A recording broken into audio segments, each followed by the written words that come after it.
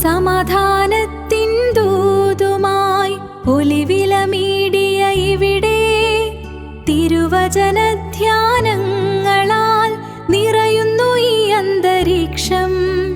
സ്നേഹത്തിൻ സാന്ത്വനമേകാൻ, ദൈവകൃപയിൽ വളരാൻ സ്വാഗതമോതുന്നു ഞങ്ങൾ ഒലിവില മീഡിയയിലേക്ക്.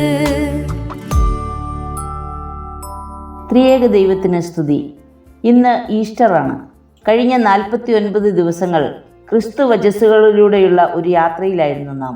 കാനാവിലെ കല്യാണത്തിൻ്റെ ആഘോഷങ്ങളിലെ രൂപാന്തരത്തിൽ തുടങ്ങി അനുരഞ്ജനത്തിലൂടെയും സൗഖ്യതീർത്ഥങ്ങളിലൂടെയും സഞ്ചരിച്ച് പ്രലോഭനങ്ങളെ അതിജീവിച്ച് യേശുവിൻ്റെ ഉപമകളിലെയും ഉപദേശങ്ങളിലെയും സാരാംശങ്ങളെ ഗ്രഹിച്ച് മുന്നോട്ട് നീങ്ങിയ യാത്ര. പിന്നീടത് ക്രിസ്തുവിൻ്റെ സഹനങ്ങളെയും പീഡാനുഭവങ്ങളെയും ഏറ്റെടുക്കുവാനുള്ള വെല്ലുവിളിയായപ്പോഴും പിന്തിരിയാതെ നാമും യേശുവിനോടൊപ്പമായിരുന്നു. ഇപ്പോൾ ക്രൂശ് മരണത്തെയും കല്ലറയിലെ നിശബ്ദതയെയും ഒക്കെ മറികടന്ന് ക്രിസ്തുനാഥൻ്റെ ഉത്ഥാനത്തിൻ്റെ ആഘോഷങ്ങളിലേക്ക് പ്രവേശിക്കുകയാണ്. ക്രിസ്തീയ വിശ്വാസത്തിൻ്റെ അടിസ്ഥാനവും പ്രത്യാശയുടെ പ്രകാശവുമായ ദൈവപുത്രൻ്റെ ഉയർത്തെഴുന്നേൽപ്പിനെ ലോകമെമ്പാടുമുള്ള ക്രൈസ്തവ സമൂഹം കൊണ്ടാടുന്ന ഈ സുദിനത്തിൽ എല്ലാ പ്രിയപ്പെട്ടവർക്കും നന്മയുടെയും അനുഗ്രഹത്തിൻ്റെയും ഈസ്റ്റർ ആശംസകൾ നേരുന്നു. ഉയർത്തെഴുന്നേൽപ്പിനെ കുറിച്ച് പ്രശസ്ത അമേരിക്കൻ എഴുത്തുകാരനും മാധ്യമ പ്രവർത്തകനുമായിരുന്ന ക്ലാരൻസ് ഡബ്ല്യു ഹാൾ പറഞ്ഞിരിക്കുന്നത്, നിങ്ങൾക്ക് സത്യത്തെ ഒരു കല്ലറയിൽ അടക്കാം, പക്ഷേ അത് ഇരിക്കുകയില്ല. നിങ്ങൾക്ക് അതിനെ കുരിശിൽ തറയ്ക്കാം, കച്ചയിൽ പൊതിയാം, ഒരു ഗുഹയ്ക്കുള്ളിലാക്കി കല്ലുകെട്ടി അടയ്ക്കാം, പക്ഷേ അത് വീണ്ടും ഉയർത്തെഴുന്നേൽക്കും എന്നാണ്. ക്രൈസ്തവ ചിന്തകൾ കേവലം പഴങ്കഥകൾ മാത്രമാകാതെ ഇരിക്കാൻ മാനവരാശിക്ക് ദൈവം നൽകിയ ഏറ്റവും വലിയ പ്രത്യാശയുടെ ദൂതായിരുന്നു യേശുവിൻ്റെ പുനരുത്ഥാനം. ക്രിസ്തു ഉയർത്തിട്ടില്ല എങ്കിൽ നിങ്ങളുടെ വിശ്വാസം വ്യർത്ഥമത്രയെന്ന് പൗലോസ് അപ്പോസ്തലൻ കൊരിന്ത്യ ലേഖനത്തിൽ പറഞ്ഞിരിക്കുന്നു. നസറായനായ യേശു എന്ന തച്ചൻ്റെ വിപ്ലവവും ജനതയെ ആകർഷിക്കുന്ന അഗ്നി ചിതറുന്ന വാക്കുകളും പ്രവൃത്തികളുമെല്ലാം ക്രൂശ് മരണത്തോടെ അവസാനിപ്പിക്കാമെന്ന് കരുതുകയും അവൻ മുൻപ് കൂട്ടി പറഞ്ഞതുപോലെ ഒരുപക്ഷെ ഉയർത്താലോ എന്ന് ചിന്തിച്ച് വേവലാതി പൂണ്ട് കല്ലറ ബന്ദവസാക്കി മുദ്രയിട്ട് കാവലും ഏർപ്പെടുത്തി സുഖമായി ഉറങ്ങുകയും ചെയ്തവരുടെ മനോവിചാരങ്ങളെയെല്ലാം കാറ്റിൽ പറത്തിക്കൊണ്ടാണ് യേശുക്രിസ്തു മരണത്തെ തോൽപ്പിച്ച് കല്ലറയെ തകർത്ത് ഉത്ഥാനം ചെയ്തത്. സത്യത്തിൻ്റെയും ധർമ്മത്തിൻ്റെയും ശാന്തിയുടെയും സ്നേഹത്തിൻ്റെയും ഒക്കെ ആത്യന്തികമായ വിജയമായിരുന്നു അത്. ഉയർത്തെഴുന്നേൽപ്പ് മരണത്തിന് മേലുള്ള ജയമാണ് എന്ന ധ്യാനചിന്തയെ വെളിപ്പെടുത്തി തരുന്നുണ്ട് വിശുദ്ധ മർക്കോസ് എഴുതിയ സുവിശേഷം 16-ാം അധ്യായം 1 മുതൽ 11 വരെയുള്ള വാക്യങ്ങൾ. മരണത്തിൻ്റെ ഇരുളടഞ്ഞ തടവറയിൽ നിന്ന് പ്രത്യാശയുടെ പ്രഭാതത്തിലേക്കുള്ള വലിയ ഒരു പ്രയാണമാണിത്. ശബ്ബത്തിന് ശേഷം യേശുവിൻ്റെ ശരീരത്തിൽ പൂശുവാനുള്ള സുഗന്ധദ്രവ്യങ്ങളുമായാണ് സ്ത്രീകൾ ആഴ്ചവട്ടത്തിൻ്റെ 1-ാം നാളിൽ കല്ലറയ്ക്കൽ എത്തുന്നത്. 4 സുവിശേഷങ്ങളും ഇതിനെക്കുറിച്ച് വിവരിക്കുന്നുണ്ട്. യേശു ഉയിർക്കുമെന്നത് അവരുടെ ചിന്തകളിൽ പോലും ഇല്ലായിരുന്നു. അവരുടെ മാത്രമല്ല, തന്നെ അനുഗമിച്ച ശിഷ്യന്മാർ പോലും അത് ഗ്രഹിച്ചിരുന്നില്ല എന്നതാണ് സത്യം. ആ വലിയ കല്ല് ആര് തങ്ങൾക്ക് വേണ്ടി ഉരുട്ടി നീക്കും എന്നതായിരുന്നു അവരുടെ ആശങ്ക. കല്ലറ കൂടുതൽ ബന്ദവസാക്കിയതോ മുദ്ര വെച്ചതോ ഒന്നും അവരുടെ അറിവിലില്ലായിരുന്നു. കല്ല് നീക്കിയിരിക്കുന്നത് കണ്ട അവർ സന്തോഷത്തോടെ അകത്ത് പ്രവേശിച്ചുവെങ്കിലും അത് പരിഭ്രമത്തിലേക്ക് മാറുവാൻ അധികം സമയം വേണ്ടി വന്നില്ല. എന്നാൽ അവർ ജീവിതത്തിൽ ഇതുവരെ കേട്ടതിൽ വെച്ച് ഏറ്റവും വലിയ സദ്വാർത്തയാണ് അവരവിടെ കേട്ടത്. അവൻ ഉയർത്തെഴുന്നേറ്റു. അതുവരെയും ദുഃഖത്തിൻ്റെയും കരച്ചിലിൻ്റെയും ഒക്കെ ഇടമായിരുന്ന കല്ലറ സുവിശേഷ പ്രഘോഷണത്തിൻ്റെ ഇടമായി മാറി. ക്രിസ്തുവിൻ്റെ ക്രൂശുമരണത്തിന് സാക്ഷികളായ സ്ത്രീകൾ തന്നെ അവൻ്റെ ഉത്ഥാനത്തിൻ്റെ സദ്വാർത്ത ആദ്യം കേൾക്കുന്നു.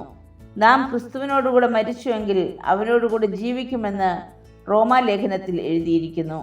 നമ്മുടെ പാപ സ്വഭാവങ്ങൾ അടക്കം ചെയ്യപ്പെടുകയും ക്രിസ്തുവിൻ്റെ ഉയർപ്പിൻ്റെ സദ്വർത്തമാനം നമ്മുടെ ജീവിതത്തിലൂടെ മറ്റുള്ളവരിലേക്ക് പകരപ്പെടുകയും വേണം. മരണത്തിൻ്റെയും ജീവിത അവസാനത്തിൻ്റെയും ഒക്കെ അടയാളമായി ചിന്തിച്ചിരുന്ന കല്ലറ ക്രിസ്തുവിൻ്റെ ഉയർപ്പോടെ ജീവന്റെ കൂടാരമായി മാറുകയാണ്. യെഹെസ്കേൽ പ്രവചനം 37-ാം അധ്യായത്തിൽ അസ്ഥികളുടെ താഴ്വരയിലെ ദർശനത്തെക്കുറിച്ച് വിവരിക്കുന്നുണ്ട്. ഉണങ്ങിയ അസ്ഥികളിൽ ദൈവാത്മാവ് പ്രവേശിച്ചപ്പോൾ അവ ജീവനുള്ള സൈന്യമായി തീർന്നുവെന്ന് അവിടെ വായിക്കുന്നു. കല്ലറയിൽ അവസാനിച്ചുവെന്ന് ലോകം വിധി എഴുതിയവൻ മരണത്തെ തോൽപ്പിച്ചുവെന്ന് ലോകത്തോട് വിളിച്ചു പറയുകയായിരുന്നു ആ ഒഴിഞ്ഞ കല്ലറ. മാത്രമല്ല, ഇതുപോലെ നമ്മുടെ ജീവിതത്തിലെ തകർന്ന അവസ്ഥകളെയും മരണതുല്യമായ സാഹചര്യങ്ങളെയും ജീവന്റെ കൂടാരങ്ങളാക്കി മാറ്റുവാൻ കർത്താവിന് കഴിയുമെന്ന് നമ്മോടും പറയുന്നുണ്ടത്.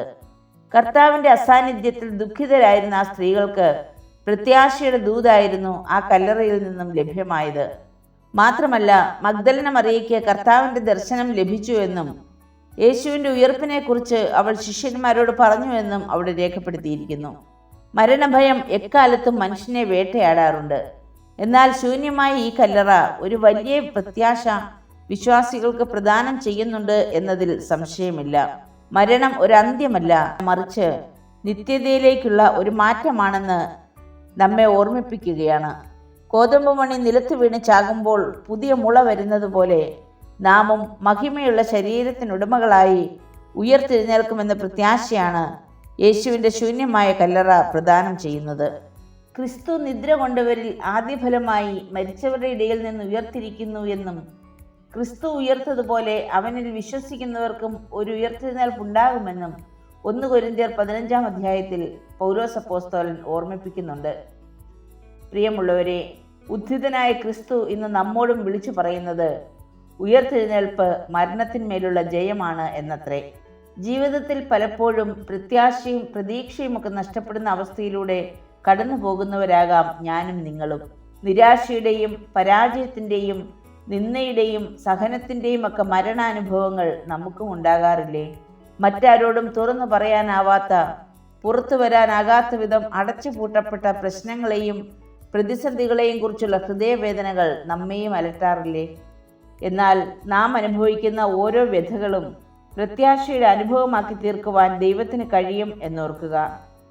ക്രൂശിലെ വേദനയേറ്റ് മരിച്ച് കല്ലറയിലെ മരണത്തിൻ്റെ തണുപ്പിലൂടെ യാത്ര ചെയ്ത നസറായൻ നമ്മോടും പറയുകയാണ്, ഒന്നും അവസാനിച്ചിട്ടില്ല, ഒന്നും അവസാനവുമല്ല, ഒരു ഉയർപ്പ് സാധ്യമാണ്, ഒരു പുതിയ തുടക്കം ക്രിസ്തുവിനോട് ചേർന്ന്. ആ ശൂന്യമായ കല്ലറ നമ്മുടെ ജീവിതത്തിലും പ്രത്യാശയുടെ പൊൻകതിർ വീശട്ടെ. ക്രിസ്തുവിനോടൊപ്പം ഒരു ഉയർപ്പിന് നമുക്കും ഒരുങ്ങാം. യേശു കർത്താവ് വീണ്ടും നമ്മെ ഓർമ്മിപ്പിക്കുകയാണ്, ലോകത്തിൽ നിങ്ങൾക്ക് കഷ്ടമുണ്ട്, എങ്കിലും ധൈര്യപ്പെടുവീൻ, ഞാൻ ലോകത്തെ ജയിച്ചിരിക്കുന്നു. പ്രാർത്ഥിക്കാം. തൻ്റെ ഉത്ഥാനത്തിലൂടെ മരണത്തെ ജയിച്ച നാഥ, ഞങ്ങളുടെ ജീവിതത്തിലെ മരണകരമായ അനുഭവങ്ങളിൽ കല്ലറയെ തകർക്കുന്ന വലിയ പ്രത്യാശയും വിശ്വാസവും ഞങ്ങളിലും നിറയ്ക്കണമേ. അവിടുത്തെ ഉയർപ്പിൻ്റെ പുതുജീവൻ ഉൾക്കൊണ്ട് അവിടുത്തെ സാക്ഷികളായി ജീവിക്കുവാൻ ഞങ്ങളെയും ഒരുക്കണമേ. ആമേൻ.